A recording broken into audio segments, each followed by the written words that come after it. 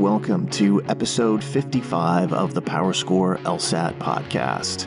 I'm Dave Kaloran in Napa Valley. This is Jon Denning in Los Angeles. And Jon, it's a momentous day. It's the evening of the second day of the LSAT-Flex. And today we're going to talk about the lessons that we have learned, which should be especially helpful for those in the future who are taking this test. Yeah, we know this is not the last round of flex testing. So not only is this going to be a good recap of what people have been through the last 48 hours, but I think it's a good preview of what people are likely to see at least on the next test, probably a few more. I have to agree with you on that. So a lot of interesting lessons to talk about. But of course, the most important thing is, what are you drinking today? Well, I'm managing this quarantine best I can. I'm in no danger of scurvy. I'm drinking a Cyclone, sort of. A Cyclone with an asterisk on it. I had some fruit upstairs, but not the right kind. I also had some vodka. So I've done a slightly re-engineered Cyclone. Vodka, some lemon juice, and some grapefruit. So lots of vitamin C for me. And then I put some more vodka in it.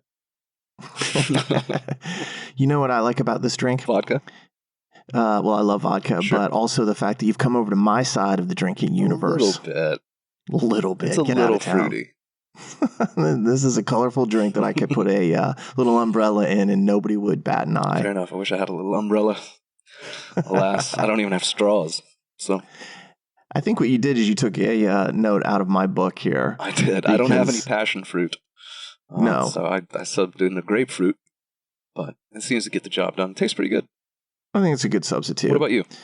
I am drinking a Hurricane, and that is a classic New Orleans drink. And I realize now that my parents actually had the Pat O'Brien's glasses Oh, really? up in the cupboard. Yeah, from some New Orleans trip that they had taken. I was Sure. like, I wonder what those are. But I was like 8 years old, so Yeah, I've bellied Now up it to that resonates bar with many me. times. well, we can see where I got it from. There you go. But that is a very tropical drink. A lot of rum in it, various juices. It also calls for passion fruit, and I didn't have that, so I've used cranberry instead. But the thing that is most interesting is the reference to these two drinks, Hurricane and Cyclone, Yeah. are really because I think really the amount of work that we had to do over the last 2 days to keep up with what was happening. For me, at least, this was easily the most unique testing day set that I've ever seen because it was nonstop. Yeah. There were people taking the test all day long, and so they'd come out and they'd be like, this is what happened. Usually you get these waves every hour, and after 4 hours, you are over and done. Yeah. And it's grueling because it's like a tidal wave. This just felt like it was nonstop. It was a death march, I think, for us in terms of like dealing with everything. I talked to hundreds of students, whether online directly, which probably was in the thousands, but individually I talked to hundreds. Yeah. For sure. Same I here. know you did too. Yeah, for sure. I'm sure there was a lot of overlap in that, but also a lot of not. This was a 10-hour testing day. So East Coast time, people were starting at 9 a.m. People were still testing at 7 p.m. We Yeah. were waking up on the West Coast to people already done with the test, or at least I was. You actually set You an were. alarm like a hero. I was up at 4:30 a.m. on Monday on Twitter already. I saw that And I was tweet. like, I'm not sure this is going to be my favorite LSAT day of all time because it's going to go until past 6 p.m. Pacific time. Definitely. And it did that both days. So I'm feeling extremely tired at this point. Yeah, I'd say it's a hurricane and a nap for you. And well-deserved, by the way. I think that it is. What's the song choice? Equally thematic and appropriate, and I hope it inspires some of you post-test out there to join us in a cocktail. We're playing an old George Thorogood classic. I don't know if it's his most famous song, but it's up there. It's called I Drink Alone. It's a pretty funny song, I Yeah. think. And it's a great video that we'll link to because it's not so much like an official vid for the song, it's more just a drinking montage of famous cinema degenerates. slowly coming unraveled. Is John Wayne a cinema degenerate? John Wayne was a social degenerate. Yeah. Okay, that's different. He wasn't a cinema degenerate. He counts. I know Mickey Rourke's in that video, and I consider him to be He's up king there. degenerate. Yeah. And Nick Cage, who even could put a label on that guy? But it starts He made with a whole Billy Bob movie. and Bad Santa. There's some Leaving Las Vegas, Nick Cage. Yeah, man. There's some interesting. great little montages throughout that video. At least I appreciate them. Well, Well, yeah. So we've covered both the grueling aspect of this test as well as the virus-related aspects of it as well that caused it all. The whirlwind nature of everything. It is truly crazy to consider where we are after a couple of months. So let's move on. When we get to the LSAT world, this is it. This is the entire topic for the 2 days. And if you have been tracking this at all, you can see there's just thousands of messages about this, thousands of posts, people talking about it everywhere, mostly talking about the nature of their experience as opposed to the content of the test. Yeah. Because they didn't need to worry so much about, okay, was that experimental? And, which logical reasoning section was harder? One section of each made people feel a lot more comfortable with the test. They knew everything was scored. They didn't have to really debate it. How they did was how they did. And that uncertainty led to, I thought, a very different post-test conversation than usual. For sure, there's a lot less mystery, really, following the test this time. Nobody had to be like, wait, was it this set of games or that? In a way, that was encouraging to me because I know as much as you and I love to know about these tests as best we can. In a way, I think we also kind of flinch a little bit at how much can sometimes be discussed. So the fact that things were a little quieter, at least in terms of the details of the test, I like that. And I think as we go forward through the next few minutes, we'll respect it. We'll at least try to adhere to that same degree of we always do. Omission. Yeah, I think the thing is that we always know quite a bit about these tests. We don't always say quite a bit about these tests.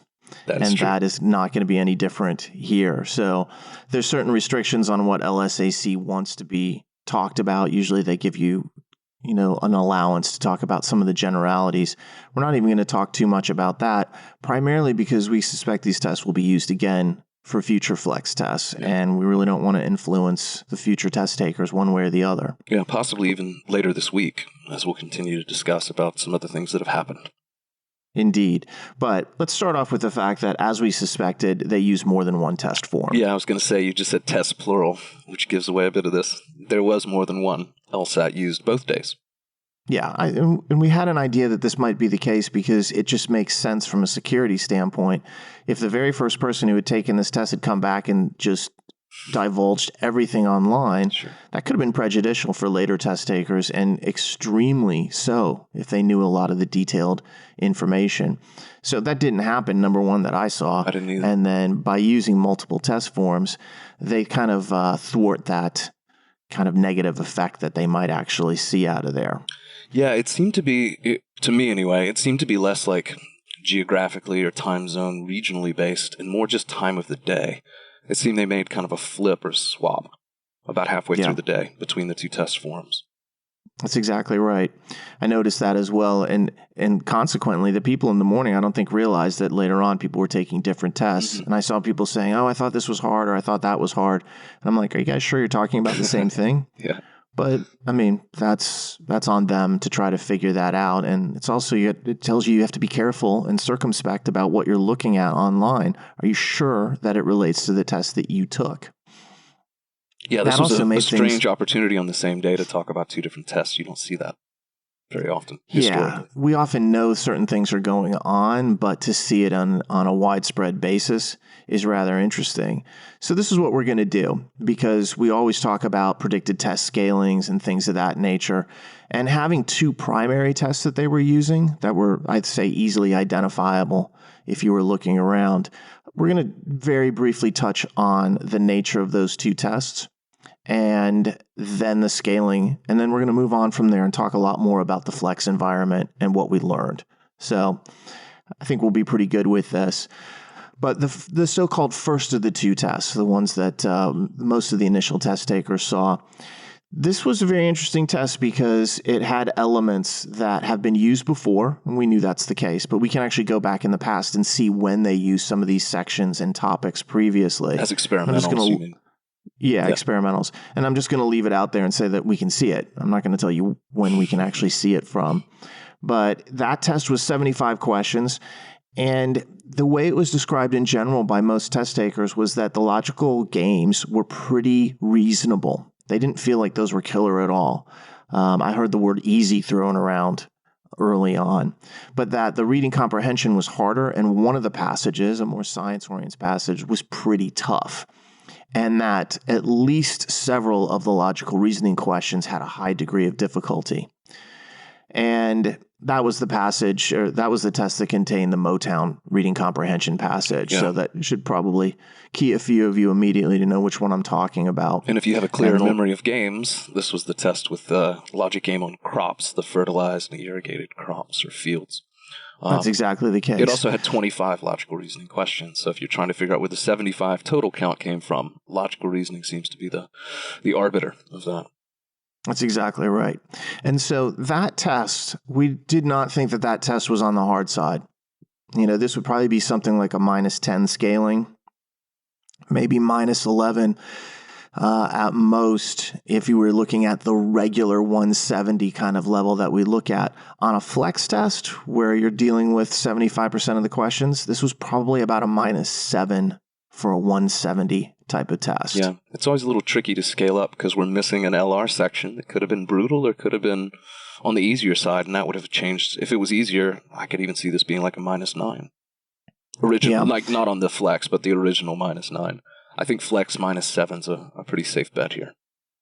I saw somebody saying, "Oh, this was so easy, it's going to be -5," and I was like, "Look, they're never easy, dude. You may feel that it was easy, but that just shows that sometimes they're throwing questions at you didn't realize were hard." And also a -5 scale, every other score is missing in the 170s. That's just not fair. Yeah, you're talking about having to get like 94% right or something. Yeah, -5 or -6. I didn't see it for this test. And I know enough about the sections that were used previously. Like that Motown passage has been used before. I've heard commentary on it. -7 seems pretty reasonable to me here for the 170 on this test using the flex type of scale. Yeah, so 68 right for the 170. Yeah. What about the other test?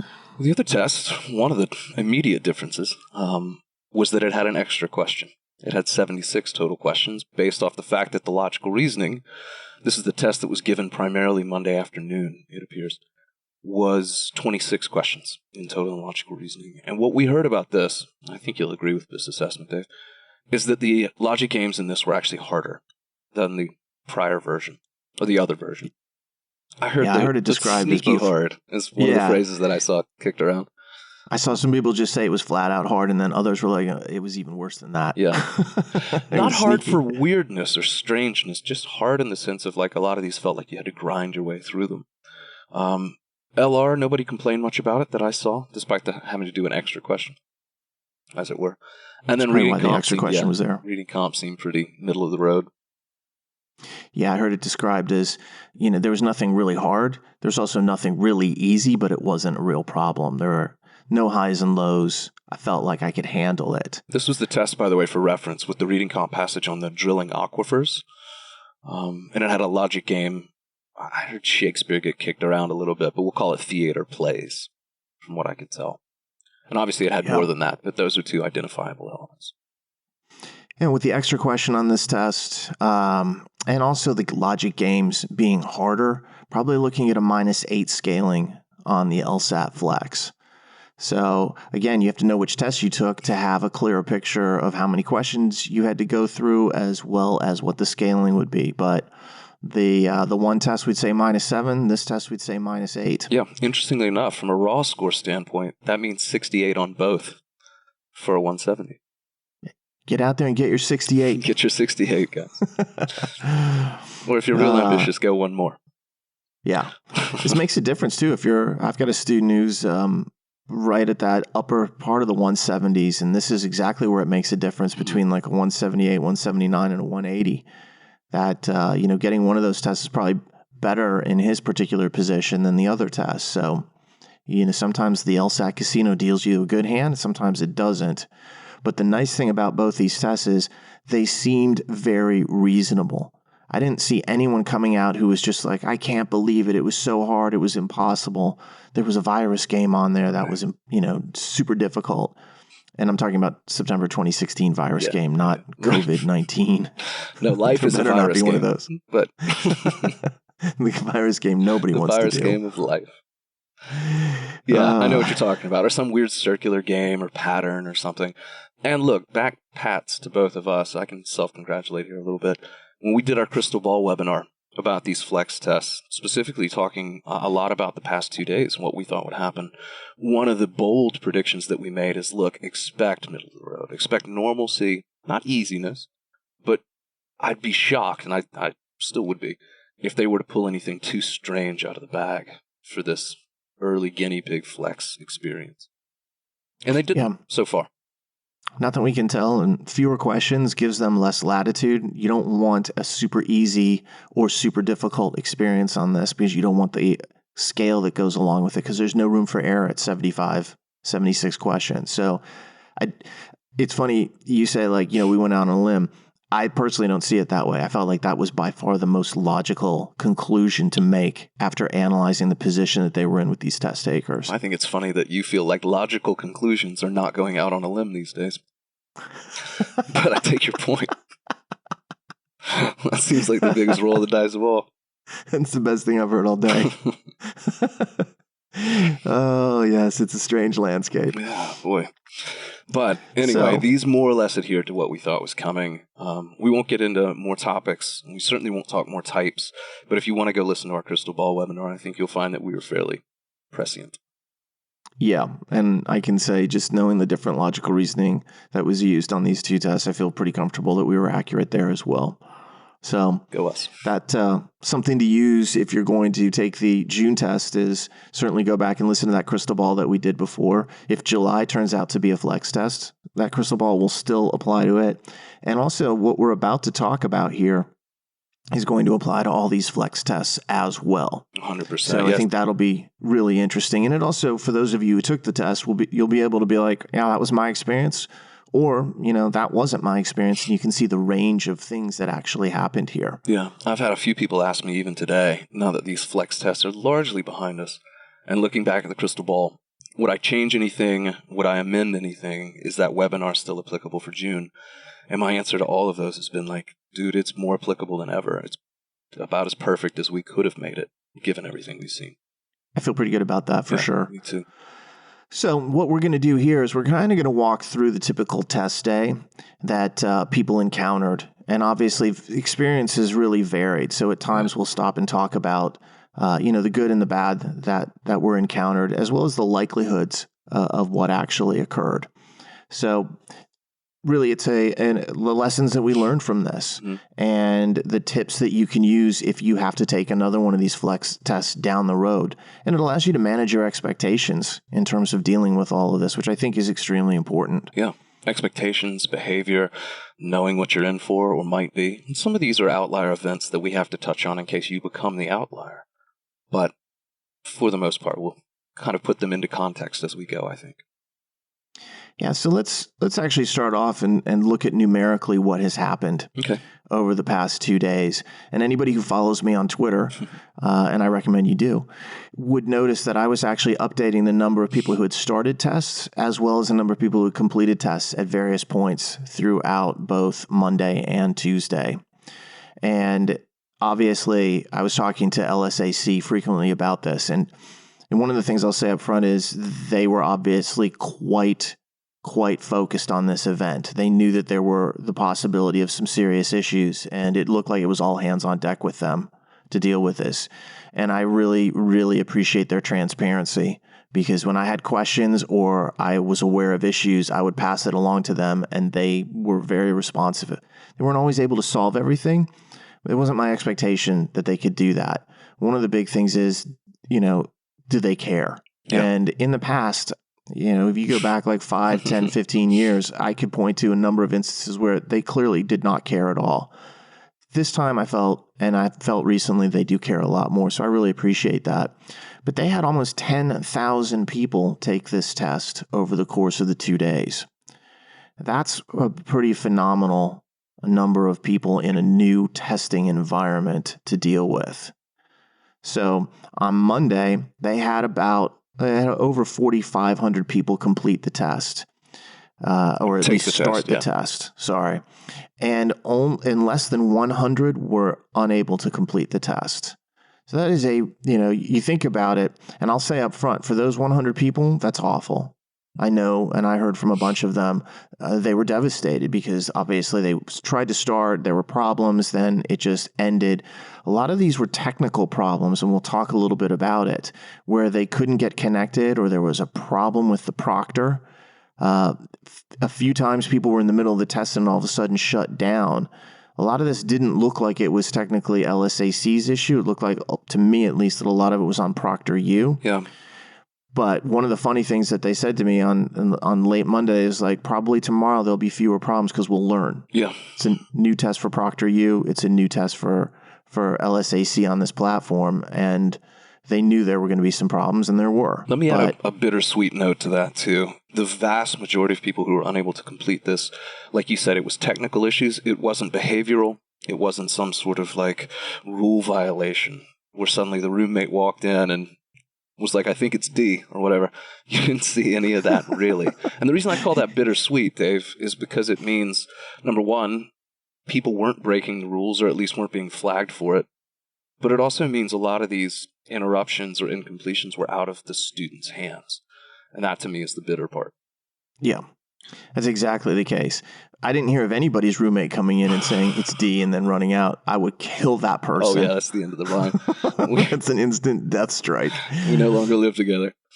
That person's no longer alive, actually. I did just get, interestingly enough, and this is something of an aside, but I just got a message from somebody on Reddit who talked about, and they gave me a little shout out on Reddit, which I appreciate. They sat there with their dog next to them the whole time. So they're like reading logic games, petting their dog. No problems. Got right through it. Good. I think that's awesome. Comforting. Yeah. Sparky shouldn't get thrown out of the room just because you're taking the LSAT. Yeah. Like, I lit some candles. I had my dog. I was chilling. I like that. Very zen kind of environment. Candles and a dog. So some nice, there you go. Nice shadows on the wall. But, you know, there was an expectation that there was going to be a small percentage of people who ran into problems. And one of the fears that people taking this test in the future have is like, oh my God, what if I have that worst case catastrophic scenario? Less than 100 people on Monday. And I'd heard that on Tuesday, which was an equal size kind of cohort of test takers, that the problems were slightly less than before. That's good to know. One would expect that they would learn and that they would improve over this. It also means that for many, many test takers, things went fine. And I know you and I both got messages that were like, it was easy and I got right on and I was able to move through it. So let's actually start with the very first thing that we want to talk about. And that is that when you were trying to get in to take the test and you're so-called ready to go, the wait time to get a proctor can vary dramatically. Yeah, tremendously. And it was a lot worse on Monday than it was on Tuesday.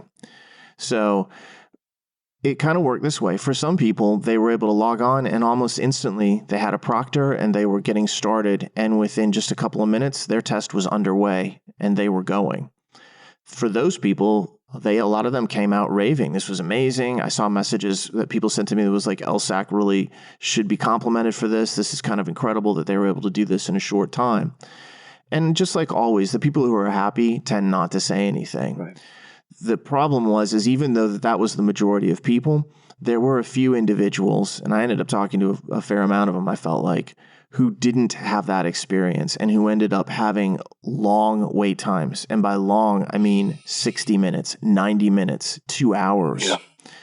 And so it was interesting because I was in contact with LSAC and ProctorU on Monday midday, and they knew there was a problem. They could see it. I guess they have a dashboard of sorts that allows them to see the number of people in the system, the hold times, the wait, and they could see that how many people were waiting, and they could see the number was rising in terms of how long it takes. And they both had, both organizations had written me privately and said, okay, these are some tips for people who are waiting, as well as this is what we're doing. They knew it was happening in the middle and they began addressing it right then and there. But for those individuals who were sitting there waiting, that sucked. And there's no sugarcoating that. And I think everybody knew that. They knew it would be better on Tuesday. And midday on Tuesday, the wait times were down considerably. I guess at one point the average wait time was a minute. Mm-hmm. So yeah. Tuesday was much better than Monday, and Monday wasn't all that bad. There were just some outlier cases, as we said. But it's frustrating, man. You sit there, you do everything right, you click the buttons, you're ready to go, and it's just the spinning wheel of death as you wait and wait and wait. And some people, like you said, sat there for 2 hours waiting. That's exactly right. It's painful. Now, let's just throw out a few tips about what's happening if you're waiting. Yeah. The first thing is this. Do not disconnect from the system. Don't think I'll try again and re-log in. Certain things happen there. Number one, the ProctorU admin told me, is like, as soon as you do that, you go to the end of any queue that you're in. Now, apparently a lot of people had the same message. You're number one in line, which there were so many people who got that message. I never saw someone get a message that says you're number 5 in line. Right. Maybe they were out there. And if they were, let us know, because I didn't hear from those people. I just heard from multiple people who were like, I'm number 1. I'm like, man, there's a lot of number 1s here. Yeah, everybody's next. How about that? Well, it could be true if they were using darts. Depending on how many proctors they had, yeah. Yeah. However, they were very clear, don't disconnect. You will lose your place and you will elongate the wait. So, and secondly, don't do that, because sometimes when people tried to do that, it opened up a second session, and that's not allowed. And then that ends your entire experience. Mm-hmm. And so that's a problem. Not to say that you'll get in trouble for a so-called violation, but simply because once you're out of the system, they're not letting you back in. You're going to have to call LSAC and talk to them and get it worked out. And it's just a pain and more lost time. Yeah. So if you're on hold and you're, hold meaning waiting for a proctor, stay online with them. Don't disappear. Yeah. Be patient, really, is the takeaway from this. But plan on possibly the necessity of patience. That's not ideal. You'd love to get in here and have everything run. But as always, we talked about this with the digital LSAT and tablet issues or check-in delays and stuff. We're like, look, plan on it taking a little while for your test to get started. If you've made, afternoon plans, and I'm not sure anyone has ever in months, but yeah, if you've got like a late afternoon test time and a dinner reservation, be careful. Dinner reservation in your dining room. Yeah. The next room. Yeah, the entire experience there was just one where you have to wait. And it was interesting. There was so much talk about this online, about these terrible waits. And this kind of shows you statistically how things can be a little bit confusing, that there was somebody on Tuesday morning who went in expecting like a 60, 90-minute wait. And they weren't ready because they got connected immediately. Right. And I think within a minute and a half to 2 minutes, they were starting the process, and they were not mentally ready. They thought they were going to sit there. And that's because they kept reading these messages that said, oh, it was terrible. I had to wait an hour. I had to wait 90 minutes. They were very frustrated. And that is because people who are unhappy are obviously much more likely to go out and share that experience. Yeah. So be ready to go and be ready to wait. Yeah. Be ready for a minute. Be ready for an hour. Right. It sucks because you have to sit there for whatever the amount of time is and maintain kind of like focus. But again, this could happen at a regular in-person testing center as well. If the proctor's disorganized or late, or if there's an issue connecting to Wi-Fi, these are just a different set of problems, but it is just as likely to happen in an in-person test as it is at home. Yeah. So just be aware of that fact. Yeah. Since I'm Mr. Sunshine these days, let me add a ray of light to this. I didn't hear from hardly anyone. I'm trying to think of even a couple where they never connected at all. Did it take 90 minutes sometimes? Yes. Did I see people like, I never got a proctor. I was never able to test despite doing everything right? I didn't see those messages, really. No, it was usually other issues, like we can't see your camera. Yeah, we'll get to some of the tech side stuff. But these delays at the outset were not permanently prohibitive, from what I can tell. It wasn't a connection issue most of the time initially. Again, there's a different issue that comes up later on. And it wasn't a manpower issue in the sense that it was just impossible. Eventually, someone got to them. It was often more of a connection issue. Occasionally, there was another issue which we'll talk about. But I want to make one more point. If you are on hold waiting for a proctor, here's a little pro tip for you. You can use the restroom. Use the bathroom, yes. Yeah. You're allowed to use the bathroom before the test starts, before you're being connected with the proctor. And quite honestly, In some cases, people were allowed to actually take bathroom breaks during the test, which is not something to expect, but we'll get to that as well. Yeah, so I'm going to go one step further than Dave here, not to belabor the bathroom stuff, but if you've got that delay and you can see the wheel spinning, go use the bathroom. I heard some horror stories of diapers and what I assume is going to have to be carpet replacement. For lack of a more discreet way to put it. That was very diplomatically stated. I appreciate that. Thank you. Oh, God. Yeah, let's go move on from that. So one of the things that LSAC had said to us beforehand, and they'd said it to all test takers, and they kind of like made a special point. They said one of the things that would be really helpful for people to know about getting into the systems involves logins. And because there are two different systems, a lot of saved passwords that you might have, you could be in trouble if you've forgotten what your password is. You know, like when I go to the LSAC site and log in, I know what my username and password is, but after a while, I'm not really thinking about it.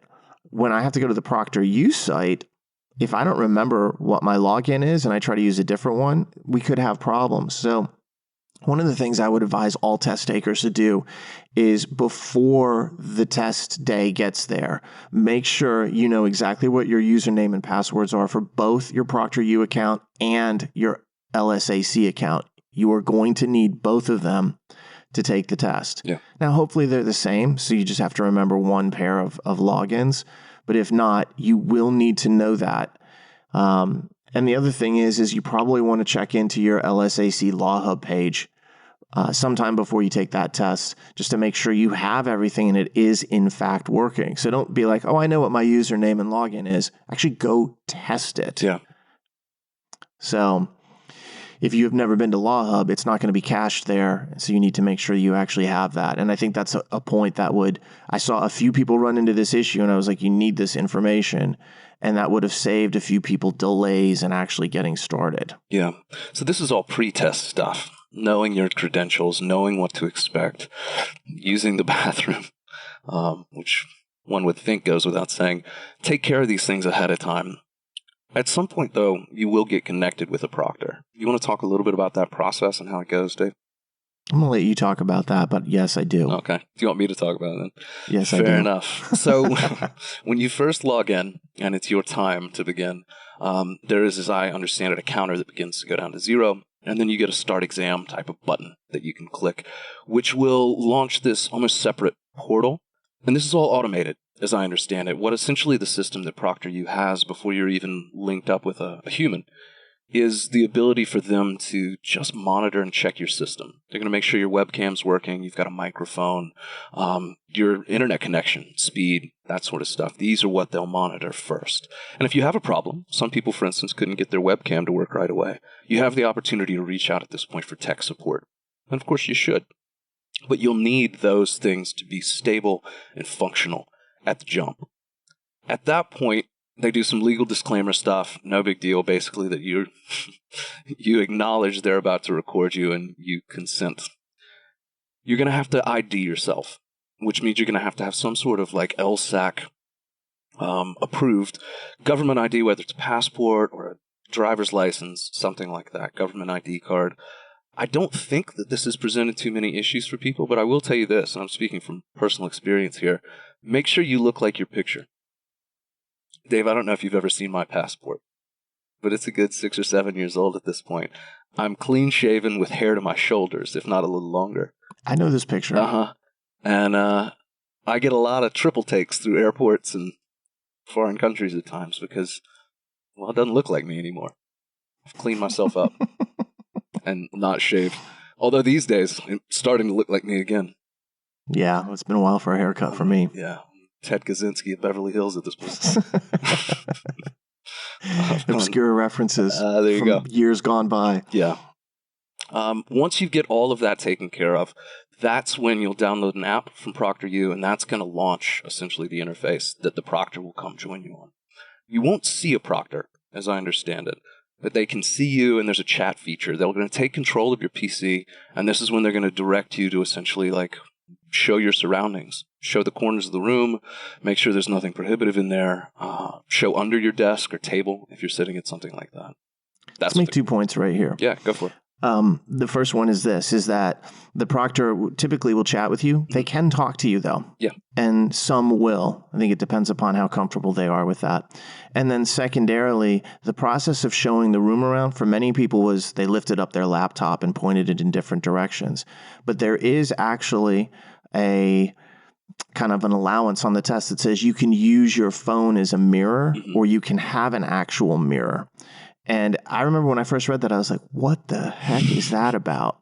And that is so that you can actually show various parts, like that you don't have notes on your computer, for example, and allows the proctor to see more of the room that you are in.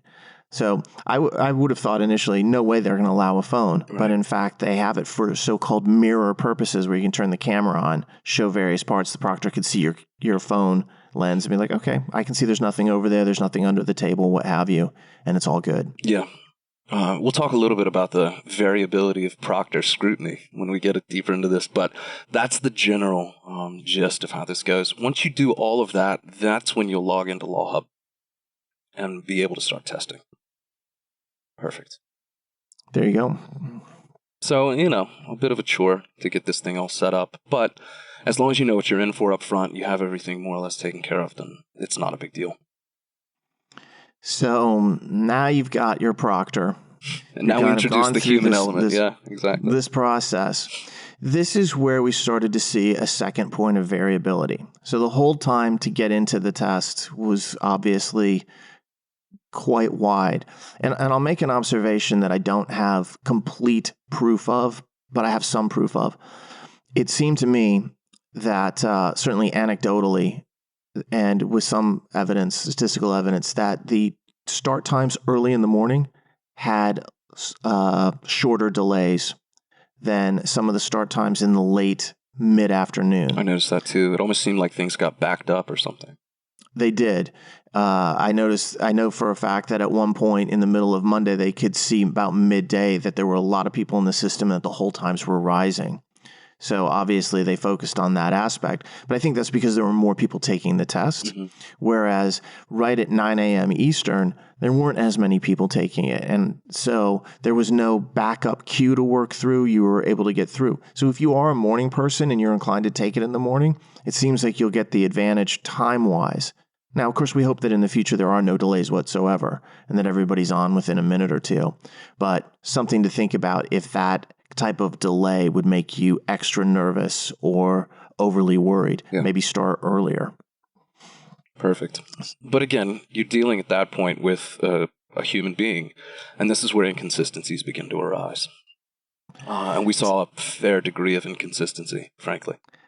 What we saw was variance in both the rigidity and strictness of proctors, as well as their actual knowledge of the rules. Yeah. And this was pointed out to me by several different administrators at ProctorU and LSAC. They're like, look, this is the first time for these proctors to do this test. And the rules are frankly different than the rules for almost every other test and organizationally. So, yeah, we had most of them who were like right on board, but there were a few who somehow didn't realize that they were taking a different exam. Yeah. And that led to some weirdnesses. Like people would talk about, oh, I'll let your instructor know. Yeah, I was about to say that same one. That's not going to happen. Or I'll let your school know. It's like, this isn't a school, man. This is an institution that administers the test. So there were little things that cropped up where I am sure that ProctorU has thousands of clients and they get very used to what it is that they're doing. They're administering tests for universities and so forth. This was an adjustment process. And quite frankly, some of the problems were likely predictable. And even when they were predictable, they were hard to actually stop. So let's talk a little bit about some of the things that were allowed that technically should not have been allowed. Okay. And that occurred, but I don't want people to count on it. I don't want them to go out there and see that, oh, that happened, so it'll work for me. That's not the case. It was variable. So yeah, let me preface all this too by saying you need to know the rules. LSAC's rules, not ProctorU, not law. LSAC's rules. You need those like chiseled into stone for yourself. Don't do anything that could violate them, but know your rights as well. Know what you are allowed and are not supposed to do. If a proctor's a little more flexible, congrats. If a proctor's overly rigid, push back. We'll talk about both of those points. Yeah, let's do that. For example, I mentioned before that some people were given a bathroom break, During the test, they asked for it. Right. They got to the end of the section and they're like, I need to take a break. And they went and did it. And some of the proctors allowed it. I didn't see it frequently, but I definitely saw it mentioned as something that happened. I saw it more than once. Yeah. Another example, mechanical pencils technically were not allowed in the rules. Yet I know of a fair number of people who were able to use them. So again, don't count on it, but it was something that actually happened. And there was a lot of consternation ahead of this exam over the rules about kind of like your environment, like no posters on the walls with words on them. Right. Because that Metallica poster is containing all the secrets of the LSAT, of course. My Stairway to Heaven lyrics. That's not a Pink Floyd poster, man. That's the contrapositive. So, there was a lot of worries, like I have to clean my room and I can't be any mess at whatsoever. And in some cases, there were proctors like that who were like, take down those posters and do this or do that. In other instances, there were proctors like, yeah, I don't see anybody, we're good. And in some cases, the proctors didn't even ask for like a full room check. They're like, I can see around you, doesn't look like there's anybody, let's go. And to be honest with you, I don't think like a deep room check is really necessary. The average person out there is not trying to cheat. And I'm telling you, even if I was standing in the room with somebody taking the test, because of the speed of the exam, the amount of help that even myself could give somebody is so minimal. Mostly it would be like, relax, you can do this. Yeah, it'd be a lot of thumbs up, basically. But I'm not looking at the test. I'd have to see the screen to have any kind of impact. And they can tell that there's nobody behind the person looking at it. So, and people aren't going to hide under the bed and like glance 6 feet up to the screen to try to figure it out or have binoculars through the window on the house next door. So I don't know that they need to go crazy with those deep checks. And the students that didn't have to deal with it, lucky them. Yeah. Because I'd be like, there's nobody here. Here's a quick look around. Let's go. Yeah. You don't need to check under the desk, in my opinion. But I'm with you. To reiterate a point, though, that I made earlier, these were not the moments of real consequence. If there was an issue, the proctor would tell you. If there wasn't an issue, you were allowed to test. But I didn't hear, at least, Dave, any reports of someone who was essentially canceled or flagged because, like, oh, there's a TV in the background, even though it's off. No, they would just tell them, hey, can you remove that? Put a blanket over that TV. That seemed to me extremely reasonable from a policy standpoint. Hey, there's a violation there. Could you just remove it? Mm-hmm. That's the way to do this kind of thing. The average person out there is not trying to like cheat this test. And I think this is one of the hardest tests that you could possibly cheat. I honestly don't really see how it would be helpful to try to cheat on this in real time. So at least as far as that, you did see that variability with proctors. Now, on the flip side, there were proctors who weren't very lenient and who were actually quite rigid. And this is where we started to see some problems that I think that actually were major issues. For example, there were some test takers who were denied scratch paper. And of course, in some instances, those test takers pushed back and said, no, I'll go to the LSAC website. It says right there, 5 sheets of scratch paper. It has to be blank on both sides. And they were able to get by. But there was at least 1 or 2 instances where students were told no scratch paper. And apparently that's a standard ProctorU policy, which is why those proctors believed this. And in one case, I saw someone online who was saying, so I took the test and I couldn't do logic games. And I'm going to stop right there and say, if that is you and they are telling you you can't have scratch paper, don't do the test. Yeah. Kick back as hard as possible. And I know that sucks because you're like, look, I don't need this mental hassle in the middle of my exam. However, trying to do games without scratch paper, that's its own disaster. And it's worse than like getting riled up. And who knows, you might get an adrenaline rush after you win the battle and be like, yeah, I'm using my scratch paper. So I've already won today. Yeah. Yeah, I'm 1-0 right now. Let's go 2-0 and beat this LSAT. So don't allow for it, know the policies. And when Jon says know the rules, it's not just to conform to them. It's so that you can cite them if the proctor tries to have you, disallow something that you can do. Yeah. If you get more leniency, wonderful. If you get not enough leniency, you need to know when that's happening, and you need to really raise a ruckus. Yeah, there's a variance here of leniency that isn't prejudicial to how people perform on the test. If a proctor says, I really want to look around the room more closely, I don't consider that a big deal. Or you can or can't use mechanical pencils. I don't think that's going to make or break your day. No, but no scratch paper? Yeah, I'm having a bad day at that point. That's a bad day. There were other things too. There was a student who had accommodations for 5 minutes between sections. And that person confirmed with the proctor beforehand, I get that. And then they go to take the test. Nope. When you get to the end of a section, what happens is a little countdown timer pops up that goes from 60 seconds down to 0. So this is good to know. It's not instant the way it is typically on the regular digital LSAT. It counts down from 60 to 1, and then the test restarts. You can go ahead and fast forward through it and just manually start. Although I would say that you should stop right there and think about, all right, what's coming up?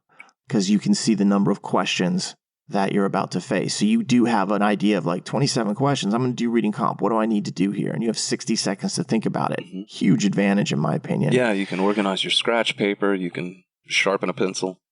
Yeah, you can get ready. However, this person was supposed to have 5 minutes. Didn't work. And when they tried to actually flag it to the proctor, they never got a response. And so they went through their test and they got their 1 minute and not their 5 minutes.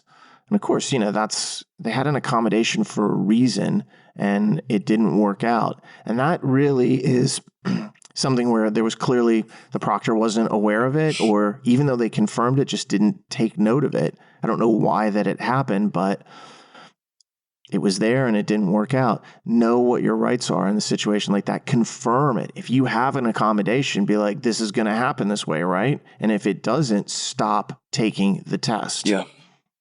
Unless you feel like, hey, I'm doing great and I can live without my accommodation. But if you can't, and most of the people with accommodations cannot, don't accept it. Don't just kind of plod on and think to yourself, oh, well, woe is me, I have to do this. No. You want to be a lawyer? Stand up for yourself. Yeah. Take control of what's going on.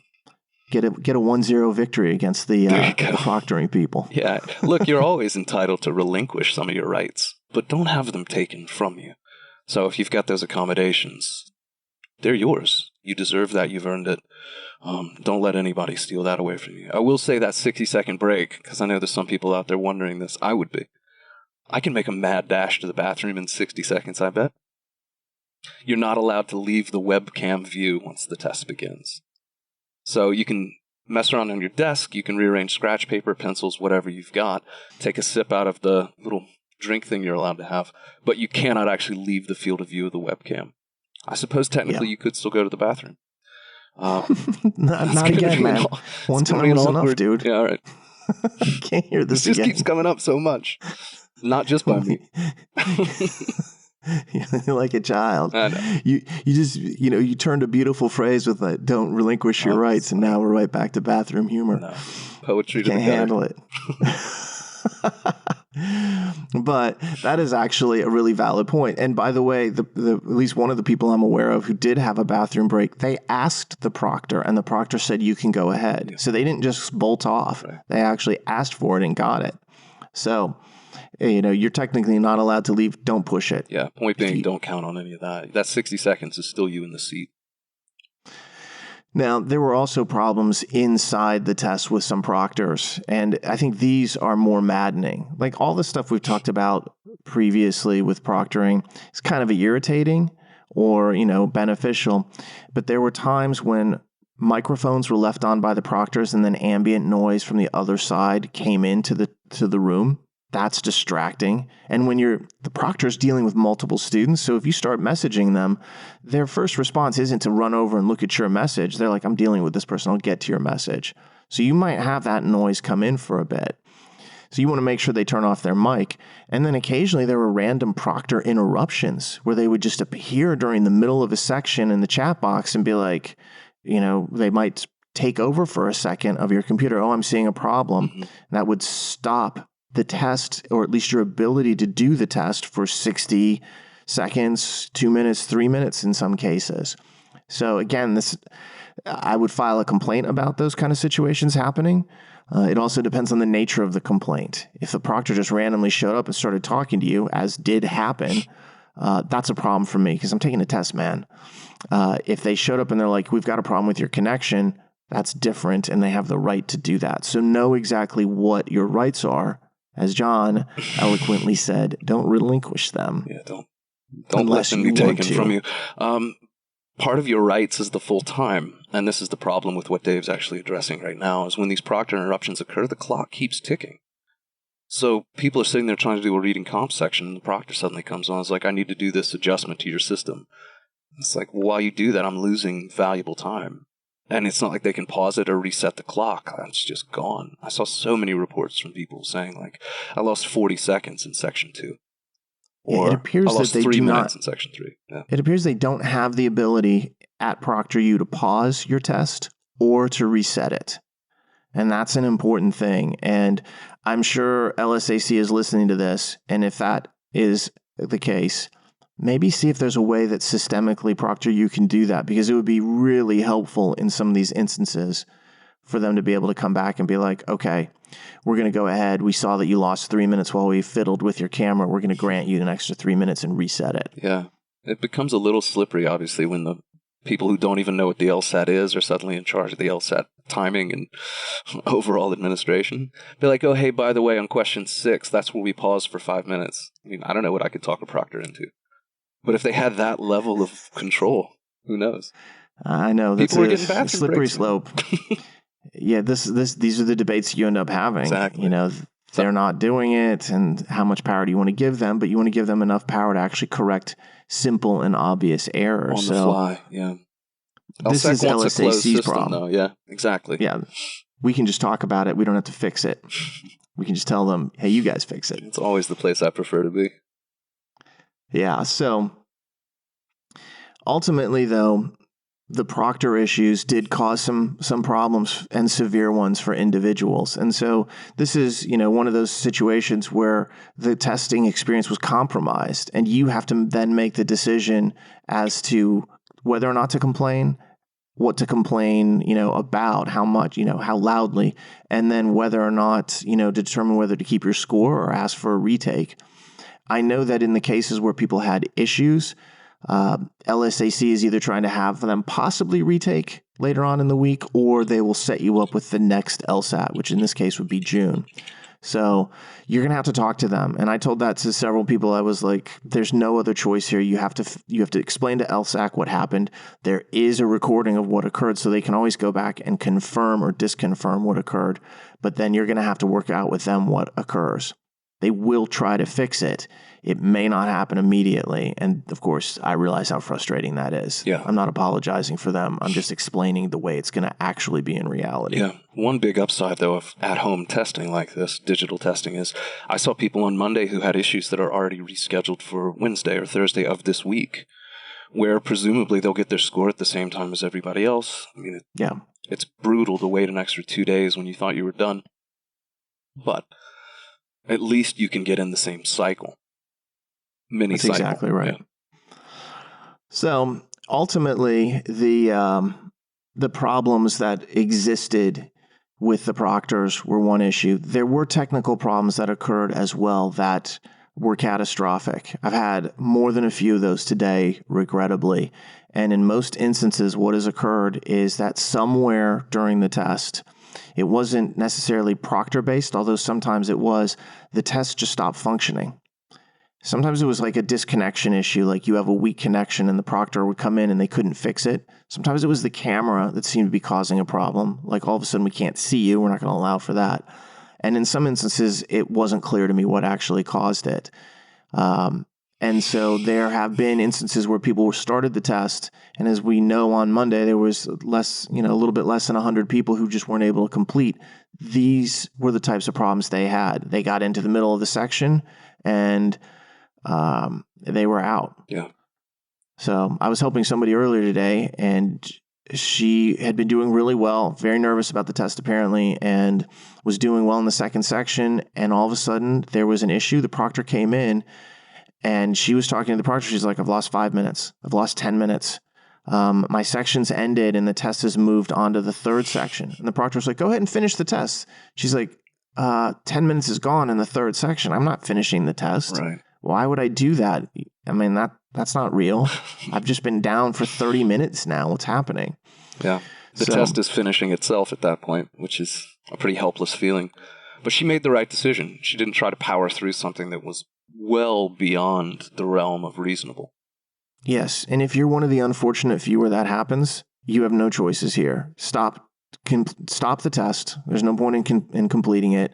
Hope that actually the system retains where you are, and you can say, look, I didn't look at anything else after that, and you can restart at a later date.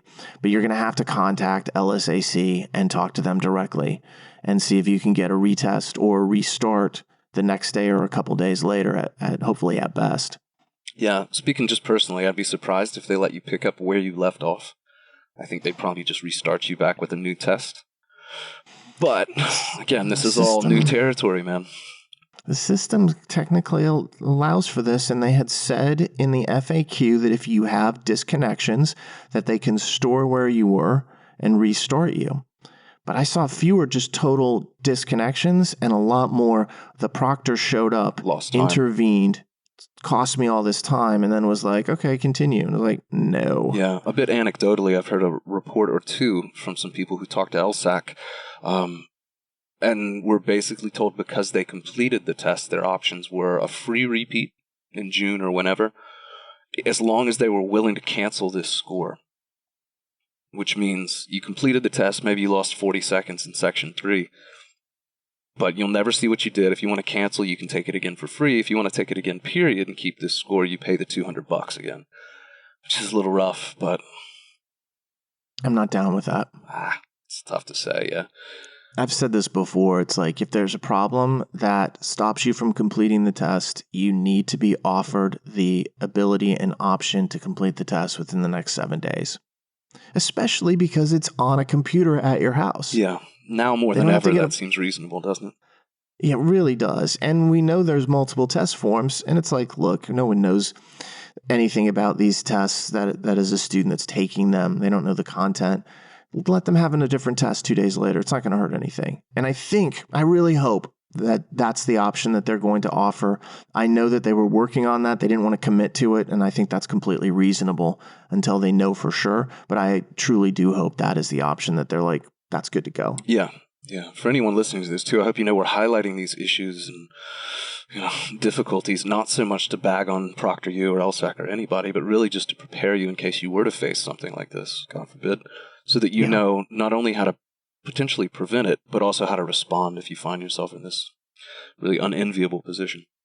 Yeah, I mean, the vast majority of people didn't have a problem. Mm-hmm. So go in optimistic that things will work out well. And if they don't, at least be aware that you're not alone. There's support systems out there for you. You can come talk to us, certainly, and we'll try to give you advice on what to do. But ultimately, you're going to have to talk to LSAC and get them to sign off on where things are going. And I hope and think they'll be reasonable. Yeah. The test environment itself. Here's the greatest news maybe that we'll have to deliver all day, is this is the most familiar, to use the word, platform interface that you could possibly experience. This is the same that you used to have with the digital test on the tablet. You can go to their site or ours and really experience what it's like to take a digital LSAT online. So no surprises there, happily. If you have taken a test in LawHub, and you should have, it is going to be the same interface. You can see the countdown clock that is on the screen. It's the same type of controls and everything that you are used to.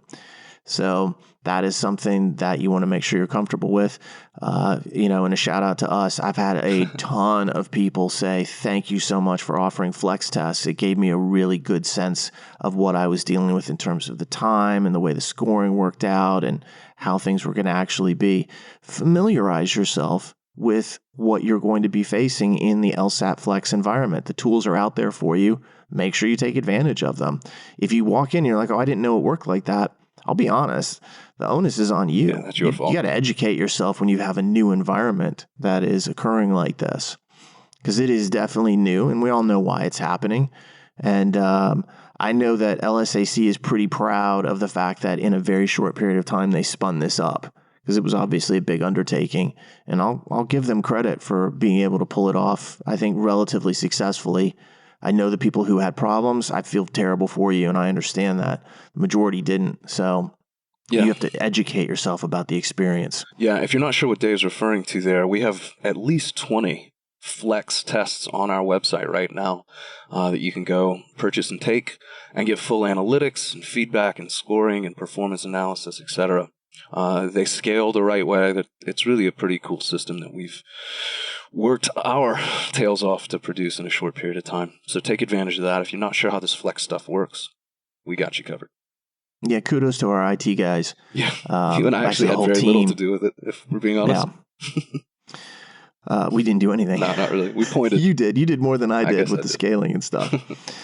So we talked already a little bit about, the fact that the interface is the same and there's a minute between the sections, which is a little different than the actual interface that is online.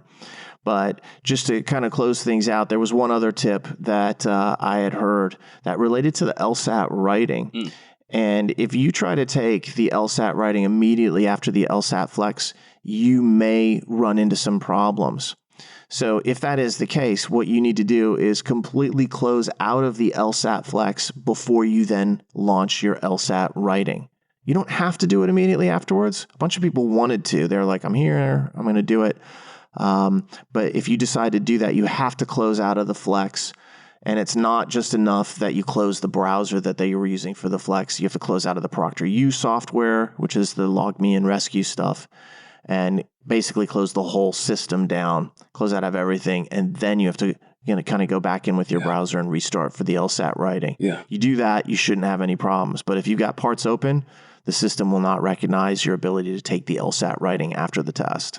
Which, good to know. It'd be annoying not to know that. But now that you do, you're welcome. If anything, just restart your computer. Yeah, no big deal. So when are we going to get scores from this particular round of tests? Well, I'm happy to report that this has actually gotten more precise since the first time we heard about it. The original language of this, I believe by Kelly Testy herself, and again, full credit to her for how vocal and transparent and communicative she's been. You can tell that she's taking this very seriously and is proactive. I believe the language they used originally was that scores would be released for this May test by June 5th, which is a little ambiguous. It gives a deadline on the end, but it doesn't tell you June 3rd is by June 5th, right? So we were a little uncertain as to when that might be. They have clarified and said it'll be on June 5th. And at 9 a.m. Eastern Time for everyone. So we are no longer now dealing with that 10, 12-hour window of score release. This is all happening at once. Yeah, it used to be waves of scores would go out. Yeah. And we always said, well, there's thousands of emails they got to process. And I always thought to myself, I don't know why it takes so long because, it's a button that you push. I could see a couple of minutes as the servers process through all that stuff. But now they're saying no more waves, no more hours of waiting. They'll all pretty much go out at the same time. So they changed that language. It's no longer by June 5th, but on June 5th at 9 a.m. Eastern Time. So that'll be a fun Friday for us to wake up to. As everyone has their score all at once. Another 6 a.m. Yeah. I might have to move from the West Coast. These early start times are killing me. You and I both feel the same way about 6 a.m. in the morning. I'm going to Europe. It's 6 p.m. there, I think. So. Yeah, unfortunately, I see 6 a.m. all the time because I have, young kids in the house. Anyway, any final thoughts here, Jon? Mostly enthusiastic ones, frankly. And I hope this conversation, despite the fact that we have to touch on some of the obvious negatives that occurred, has been largely positive. Largely encouraging for anyone taking the June, likely July test as Flex. I think this is actually about as good of a start, a launch pad, as I could have hoped for. I could have seen this going worse in a dozen different directions. Was it perfect? No. But it was pretty good. And that, to me, and especially the Monday to Tuesday progression, the trend line of those 2 days, I think shows that they're still learning and improving. I expect to see that to continue through June, likely July, and who knows how much longer. But I thought, all things considered, man, I give them a pretty good grade on this one. I'd have to agree with you on that. I 100% agree with your comments about June and July and perhaps afterwards, is that if you're taking it in June, July, the fact that things went relatively well, or in the main went well, is a really good sign, because there's known problems that come out of this. And part of the value of examining those is they can say, what do we do to change that next time? So I think that's actually a real positive that comes out. I think that, from LSAC standpoint, they're probably fairly happy. They realize there were issues. We've talked about it. I'm not going to belabor the point. They'll work on those. But considering some of the problems that have happened on tests previously, and if you follow any of the high school world, the AP tests went off a couple weeks back, and it was an utter disaster. A complete and utter disaster. Has been called an educational fraud, for example. We didn't have anything like that. Mm-hmm. And the people who weren't able to test, as unfortunate as that is, I know that they're going to get to retest, hopefully soon. But if not, they will get the retest at some point here. Interestingly enough, my thought was, at a certain point today, I was like, this is going well enough that I wonder if they're not sitting there thinking about the fact that they could indeed switch to this type of format almost full time in the future. You clairvoyant son of a... I was about to ask you that exact same thing. Let's end on some speculation. Does this become the new LSAT? This could. It's funny because I was thinking about it also earlier, and I was like, the experimental section is the big problem here. Mm-hmm. They need to have experimental questions, and I wonder if they might not go back to a very old form that they used between 1989 and 1991, where they had 45 minutes per section. And they could do that and then add in some experimental sections on each test. Experimental questions inside the sections? Yeah. Sorry. No, it's okay. Experimental questions. No, you're totally right. And in that way, pre-test items, because they set this test up so that, look, you can take the exam and get it all done without having to get up and use the restroom because of security issues. But long term, this presents a problem. They can use questions they have right now, but long term, they need to pre-test items. Yeah. How do you do that? So maybe in the future, we'll see a test like this being given on a regular basis, and perhaps to alleviate some of the problems, it would be given on a consistent basis every week, or the first week of every month. They might do something like this. Maybe they make the sections a little bit longer and add a few questions that are experimental, and you've got enough people and you're varying them, you can actually get a statistically viable data sample. Yeah. So the GMAT does this, for instance. The GMAT intersperses experimental with real. So it's not unprecedented. I can tell you, dude, if they start doing a test every week, I'm growing my hair back out to match my passport. I am going to Europe. You'll never see me again. Yeah, I'm moving to New Zealand at that point, or Ireland. Perfect. Okay, I'm out. Then you might see me again. I'll come visit. You'll roll on through. Yeah. Actually, I was thinking about this. New Zealand and Ireland would both be really cool places. Know people in both, and great countries that haven't been to New Zealand. But Amsterdam might be the place I would move to. That's one of the coolest towns I've ever visited. Yeah, it's a shame about your daughter being orphaned in 3 months. But yeah, you'd have a good time in Amsterdam.